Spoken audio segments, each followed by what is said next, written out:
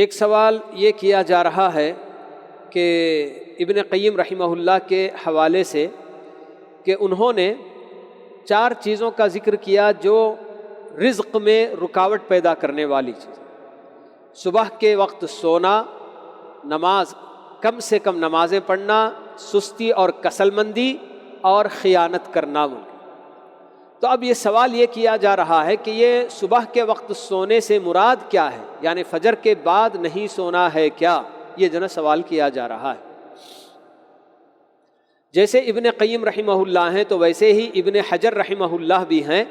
جو یہ سب باتیں بتا رہے ہیں کہ واقعی فجر کے وقت یعنی کہ نماز کے بعد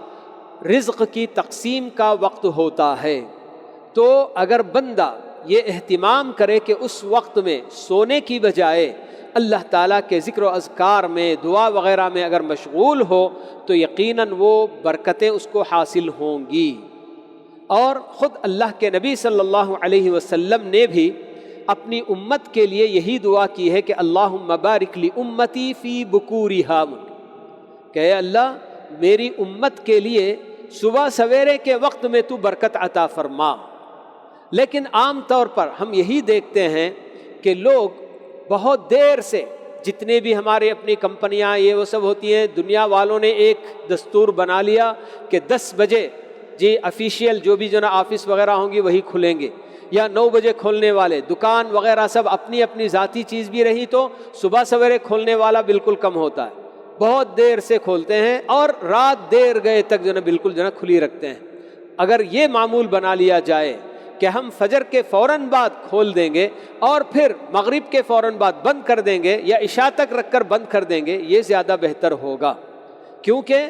جو جتنے سویرے بندے تجارت وغیرہ کریں گے تو اس کے اندر اللہ کے نبی صلی اللہ علیہ وسلم نے برکت کی دعا کی ہے.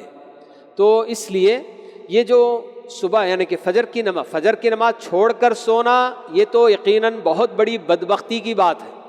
جی. رات دیر گئے تک جاگتے رہنا اور پھر اس کے بعد فجر کی نماز بھی چھوڑ کر سوئے رہنا، تو یہ تو بہت بڑی جو نا کیا مصیبتیں لے کر آئے گا.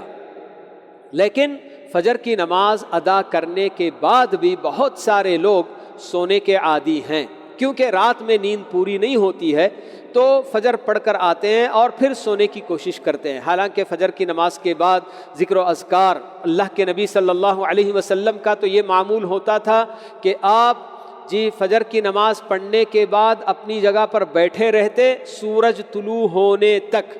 ذکر و اذکار، دعائیں وغیرہ اسی میں آپ مشغول رہتے،